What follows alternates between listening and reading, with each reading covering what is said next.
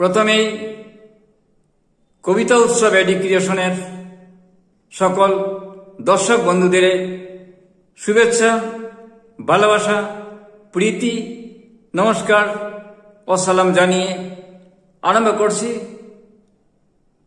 সাম্প্রতিক সময়ের পৃথিবীর শ্রেষ্ঠ বাংলা গল্প ও কথা শিল্পী। আজকের পর্বে রয়েছে ঔপন্যাসিক, গল্পকার, সম্পাদক কবি নারায়ণ মোদকের গল্প। নারায়ণ মোদক আসামের করিমগঞ্জ জেলায় রয়েছেন। সেখানে রবিবারে সাহিত্য আড্ডা নামে একটি সংগঠন গড়ে তুলেছেন। তারই উদ্যোগে সেই ঘটনার তিনি গল্পকার। নারায়ণ মোদককে কেন্দ্র করে রবিবার সাহিত্য আড্ডায় শিখা দাশগুপ্ত, গৌতম চৌধুরী প্রমুখ উজ্জ্বল নক্ষত্রের সঙ্গে আমাদের পরিচয় ঘটেছে। উত্তর পূর্বাঞ্চলের বাংলা সাহিত্য চর্চায় তাদের অবদান রয়েছে। নিয়মিত তৃতীয় ভুবনের সাহিত্য সংকলন প্রকাশ করে যাচ্ছেন দীর্ঘদিন থেকে। তাহলে পড়ে নিচ্ছি আজকের পর্বের গল্পকার নারায়ণ মোদকের গল্প শিকড়। সকাল থেকেই একটা প্রস্তুতি চলছে বন্দনার। এতদিন একটা রুটিন থাকতো সকালে স্কুলে বেরিয়ে যাওয়ার, কিন্তু আজ মন খারাপের মধ্যে প্রস্তুতি চলছে। কি বলবো, কাদের সম্বোধন করব, কাউকে যদি বাদ পড়ে যায়। দীর্ঘ 37 বছরের একসাথে পথ চলার অভিজ্ঞতা। অনেকেই অবসর নিয়েছেন, কেউ কেউ ইহজগৎ ছেড়ে চলে গেছেন, কিন্তু তাদেরও একটা সহজ সরল উপস্থিতি আছে স্কুলে পড়ানোর ক্ষেত্রে বন্দনার জীবনে। বন্দনার স্বামী ভবের ভট্টাচার্য 4 বছর হলো অবসর জীবন উপভোগ করছেন। নানান সভা সমিতি, নাগরিক মঞ্চে তাকে দেখা যায়। শহরের বুকে ছিমছাম ছোট্ট একতলা বাড়ি। যদিও উনার বাবা দেশভাগের পর এই জমি টুকরো কিনেছিলেন, তখন আসাম টাইপের ঘর ছিল। ভবেশ মনের মতো করে সাজিয়েছেন। একটা লাইব্রেরিও আছে। ভবেশের পড়ার শখ। শহরে অনেকেই একসময় আসতেন চাকরি জীবনে, তখন সন্ধ্যাবেলায়। এখন আর বাড়িতে আড্ডা বসে না। ভবেশ দুপুর সন্ধে বুয়ারদের আড্ডায় নাম লিখিয়েছেন। ওখানে এখন দেশ, জাতি, অর্থনীতি নিয়ে চর্চায় মেতে থাকেন। তাদের একমাত্র ছেলে বিপ্লব এখন দিল্লিবাসী। এখান থেকে হায়ার সেকেন্ডারি পর্যন্ত পড়াশোনা করে উচ্চশিক্ষার জন্য দিল্লি চলে যায়। সেখান থেকে বিজনেস ম্যানেজমেন্ট এর ডিগ্রি নিয়ে ইতিমধ্যে দুটো কোম্পানি বদল করে একটা মোটা মাইনের বিদেশি একটি কোম্পানি চাকরি করছে। বিপ্লব আকাশ পানে চেয়ে আছে, কত উপরে ওঠা যায় তার চেষ্টায়। আজ মায়ের অবসর নেবার দিন। সকালবেলা ফোন করে বলে দিয়েছে, অনেক পরিশ্রম করেছ, এবার চুটিয়ে আরাম করবে, চলে আসবে, এখানে কিছুদিন থেকে যাবে। সারা জীবন তো আর তেমন ঘোরা হয়নি। বিদায়কালীন অনুষ্ঠান বেশ ভাবগম্ভীর পরিবেশে সম্পূর্ণ হয়। বন্দনা ভাবুক হয়ে পড়েন। জানেন, 37 বছর একই স্কুলে শিক্ষকতা করেছেন। কত ছাত্রছাত্রীকে মানুষ হবার শিক্ষা দিয়েছেন। স্কুলের গণ্ডি ছাড়িয়ে কোথাও কোনো কাজে গেলে প্রাক্তন কোনো ছাত্রছাত্রী সাহায্যের হাত বাড়িয়ে দেয়। পরম সম্মানের শ্রদ্ধায় সেসব ভেবে চোখের পাতা ভিজে উঠে। হাতে অনেকগুলো বই, তার মধ্যে উল্লেখযোগ্য রামকৃষ্ণ কথামৃত, একটি ব্যাগ, গায়ের চাদর, ফুলের তোড়া, সম্মাননা স্মারক নিয়ে বন্দনাও ভবেশ বাড়িতে এসে পৌঁছান। বিষণ্ণতা ওনার চোখে মুখে। ছেলের সাথে থাকে না, কিন্তু প্রতিদিন ছাত্রছাত্রীর সাথে সারাটা দিন কাটিয়ে আসতেন। আজ থেকে তাও বন্ধ হয়ে গেল। ভবেশ বুঝায়, এটাই নিয়ম। একদিন তো অবসর নিতেই হয়। তুমি তো আজীবন জায়গা ধরে রাখতে পারো না, তোমাকে ছেড়ে দিতে হবে নতুন কারোর জন্য। আমি জানি একদিন অবসর নিতে হবে, একদিন এই পৃথিবী ছেড়ে যেতে হবে। বন্দনা কথাগুলো বলেন ভবেশবাবুকে খাবার টেবিলে খাবার পরিবেশন করতে করতে। তাহলে এই নিয়ে এত মন খারাপের কি আছে? ভালোই তো হয়েছে। এবার বিপ্লবের ওখানে যাওয়া যাবে, পেছন দিকে তাকানো হবে না, তারা থাকবে না ফিরে আসার। ভবেশ খাওয়া শেষ করে উঠে যেতে যেতে আরও বলেন, এসব নিয়ে ভাববে না, কদিন মন খারাপ লাগবে, তারপর ঠিক হয়ে যাবে। বন্দনার স্বামীর কথা শুনেন, এবার উত্তর দেন, ঠিক আছে, আমাকে বুঝতে হবে না, কিন্তু এতদিন অভ্যেস হঠাৎ করে বন্ধ হয়ে গেলে একটু তো অসুবিধা হবেই। তোমার তো সময় কেটে যায় সকাল বিকেল আড্ডা, তারপর সভা সমিতি, কিন্তু আমার সেই সুযোগ তো কম, একা একা বাড়ি পাহারা দেওয়া ছাড়া। কেন শুধু বাড়ি পাহারা দিতে যাবে? কোন দুঃখে? সময় কাটানোর রসদ তোমার আছে, বই পড়বে আর মাঝে মাঝে লিখবে। একসময় তো ভালোই গল্প লিখতে। এসব এখন আর হবে না, কবে ছেড়ে দিয়েছি। একটু উন্নয়নশীল ভাবে বদনা আরও বলতে থাকেন, এখন সোশ্যাল মিডিয়ার যুগ, এসব লেখালেখিতে কিংবা ছাপা লুকে পড়তে চায় না। সে কি যতই তোমার সোশ্যাল মিডিয়া আসুক, কালো অক্ষর কোনোদিন মুছে যাবে না। উত্তর দেন ভবেশবাবু। সন্ধ্যা ঘনিয়ে রাত নেমে গেছে, সময় পেরিয়ে যাচ্ছে সময়ের ঘড়ি ধরে। সন্ধ্যার একটু না বেরোলে চলে না ভবেশবাবুর। বেশি দূর নয়, বাড়ি থেকে বেরিয়ে হাঁটা পথে মিনিট 5 বেশ কজন মিলে আড্ডা। আর কি, বয়স্কদের সাথে আজকাল 2-4টে মাঝাবয়সীও জুটেছে। তাদের মধ্যে একজনকে বেশ ভালোই লাগে ভবেশবাবুর।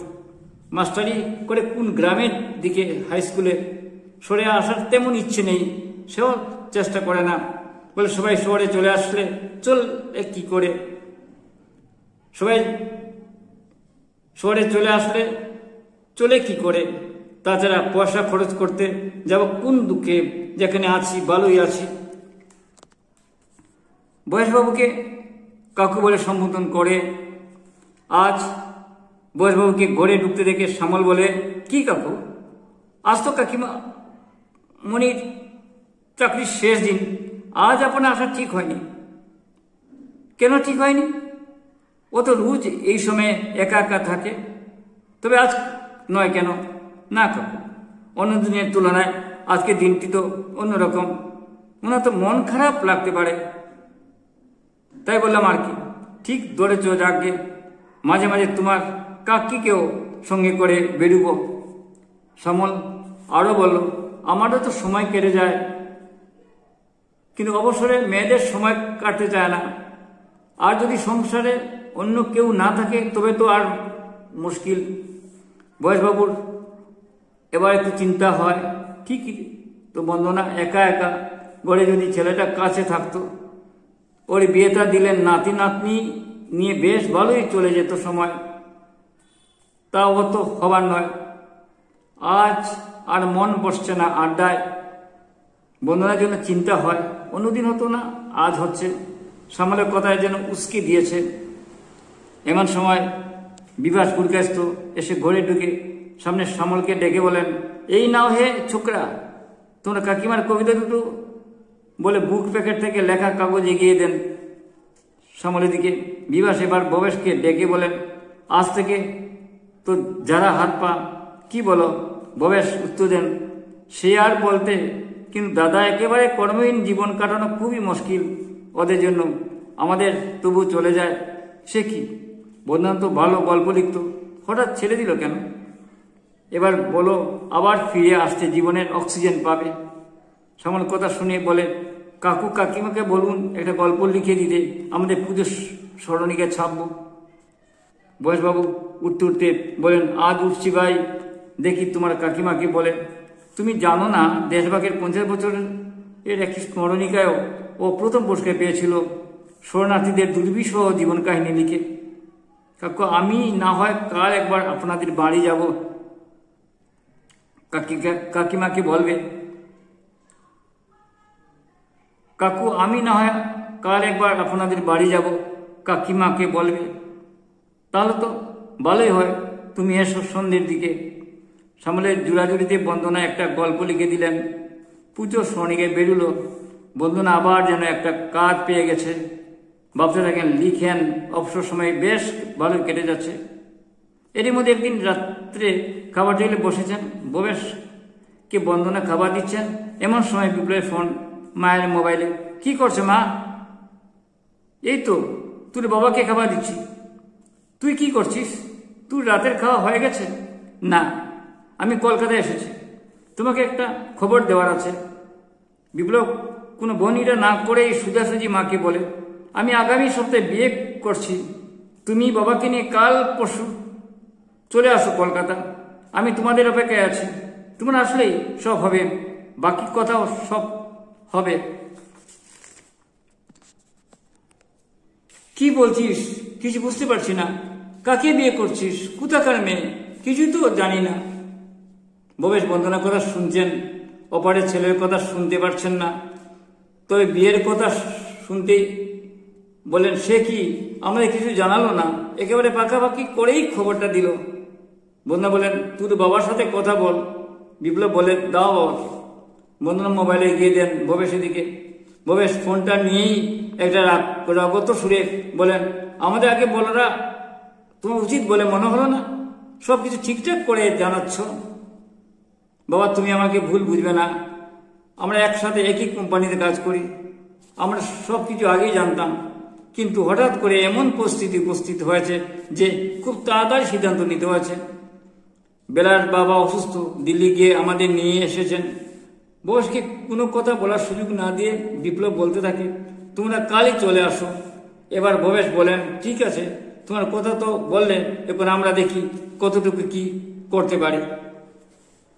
ফোন কেটে দিয়ে দুজনে খাওয়ার পরও সমাধান করতে করতে ভবেশ ঠিক এই অবস্থায় কি করা উচিত সিদ্ধান্ত নিতে পারছেন না। যত মতবিরোধ হোক না কেন, দুজনে এক জায়গায় মিল। একটাই তো সন্তান, আমরা আর কতদিন? ঠিক আছে, ওর ভালোতেই ভালো, কি আর করা যাবে। দুজনে মনের দিক থেকে সম্পূর্ণ বিষয়কে মেনে নেওয়া কঠিন। আত্মীয় স্বজন, বন্ধু বান্ধব, পাড়াপড়শি কি ভাবলো, কি ভাববে, তবুও শেষ পর্যন্ত ভবেশ বন্দনা বিয়ের একদিন আগে গেলেন এয়ারপোর্টে। বিপ্লব এসে নিয়ে গেল ওর ভাবির শ্বশুরের ফ্ল্যাটে। 3 কামরার ফ্ল্যাট।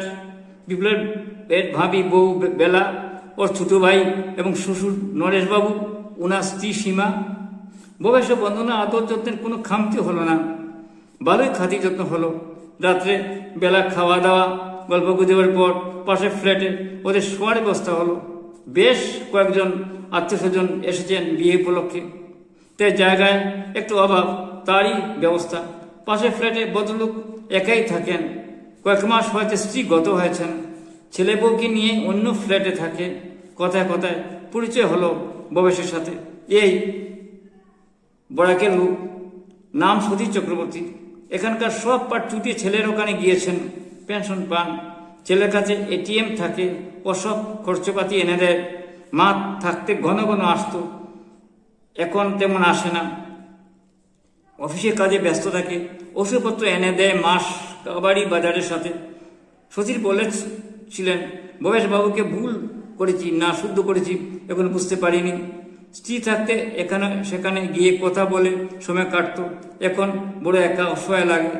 ছেলে বলেছে, তোমার দেখাশোনা বড় অসুবিধা হচ্ছে, কাজেই তোমাকে সামনের সপ্তাহে বৃদ্ধাশ্রমে দিয়ে আসবো, ওখানে সঙ্গভাবে ভালো থাকবে। বয়সবাবু সতীশের কথা শুনে বুকের ভেতর চেত করে উঠে। উনার দিকে তাকিয়ে কথা বলতে পারছেন না। বন্দনা কথা শুনে নির্বাক। দাদা, আপনার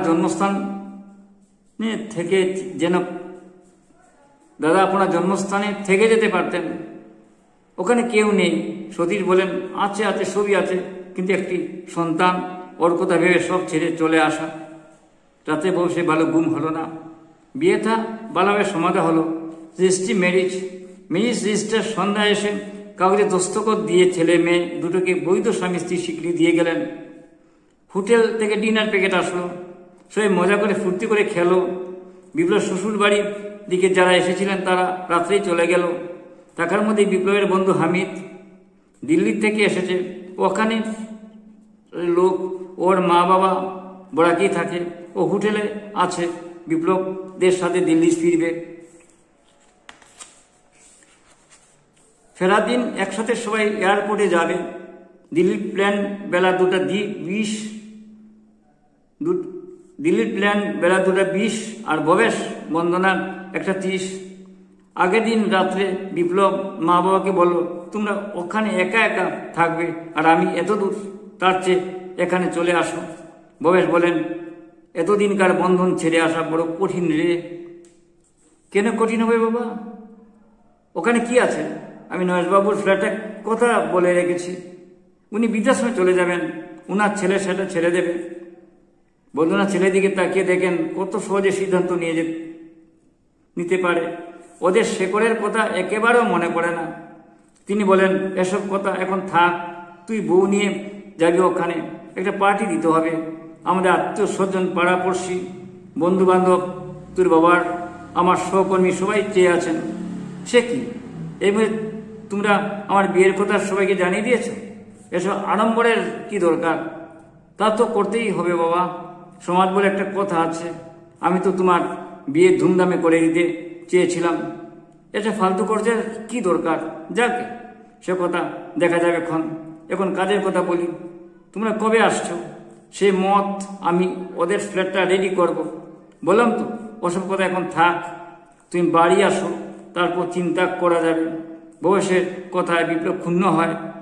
আমি মনে মনে ঠিক করে ফেলেছি তোমরা এখানে চলে আসবে। ববের ছেলের মুখের কথার উপর বলতে পারেন না। তুমি ঠিক করার কে? তবুও চেষ্টা করেন বলতে, ঠিক আছে দেখা যাবে, আগে তো বাড়ি যাই। বিপ্লব নাছুর বান্দা। ও বলে, আমি হামিদকে কথা দিয়েছি আমাদের বাড়িটা ওদের কাছে বিক্রি করব। ওর মা বাবা শহরতলির দিকে থাকেন, এখন শহরে চলে আসতে চান। ববেশ কোনো কথা আর বলেন না, চুপ হয়ে যান। ছেলে ঠিক করে ফেলেছে উনাদের শিকড় কিভাবে কেটে ফেলতে হয়। আমি এখন কোনো কিছু বলতে পারছি না এ ব্যাপারে, এই বলে চলে যান ভবেশ নরেশবাবুর ঘরের দিকে। দুটো ট্যাক্সি আসে, একটাতে বেলা আর বিপ্লব, আরেকটাতে হামিদ, ভবেশ আর বন্দনা। এয়ারপোর্টে গিয়ে হামিদ চলে যাবে বিপ্লবদের সাথে। ভবেশের ব্যাগ জিনিসপত্র হামিদই উঠিয়েছে গাড়িতে। রাস্তায় যেতে যেতে বলছে, কাকু আপনার তো চলে আসবেন এখানে, আমার মা বাবা আসতে চান না এখানে। মা বলেছেন চাকরি শেষ করে বাড়িতে ফিরে যেতে, আমিও তাই ভাবছি ফিরে যাব। ভবেশ হামিদের সব কথা শুনতে পাচ্ছেন না। উনার চিন্তা কতদিন আর জোরের সাথে লড়াই করে বেঁচে থাকতে পারবেন। শিকড় আঁকড়ে দুশ্চিন্তায় হয়ে আছে সারা মন। বন্দনা কিছু বলছেন না। বিপ্লব কাল বলেছিল উপহাস করে, তুমি না বলে এই আকাশ আমার ছাদ, এই পৃথিবী আমার ঘর। ভবেশ গাড়ির ভেতর এসিতে ঘামছেন, ভাবছেন নরেশবাবুর কথা বদলুক, কাল বৃদ্ধাশ্রমে চলে যাবেন। আক্ষেপ করে কাল রাত্রিতে বলেছিলেন, একবার বাবার হাত ধরে শিকড় ছিন্ন হয়েছিলাম দেশভাগের সময়, আর একবার নিজের বাড়ি ছেড়ে, আর এখন ছেলের হাত ধরে। কবিতা উৎসবে এডি ক্রিয়েশন অনুষ্ঠান শুনুন, দেখুন, আমাদের পাশে থাকুন। প্রয়োগ কৌশলগত অনেক ত্রুটি থাকা সত্ত্বেও, উপস্থাপনার অনেক খামতি থাকা সত্ত্বেও, কেবলমাত্র বিষয় বৈচিত্র্য, নান্দনিক গুণের জন্য দেশে বিদেশের হাজার হাজার দর্শক এই অনুষ্ঠান দেখে থাকেন। আপনি দেখুন, পরামর্শ দিন। আমাদের চ্যানেল কবিতা চ্যানেল, তবু আমরা বিভিন্ন ধরনের প্রোগ্রাম পরিবেশন করে থাকি। দেখতে থাকুন, ভালো লাগবেই। আমাদের কমেন্ট বক্সে মতামত দেবেন। নমস্কার।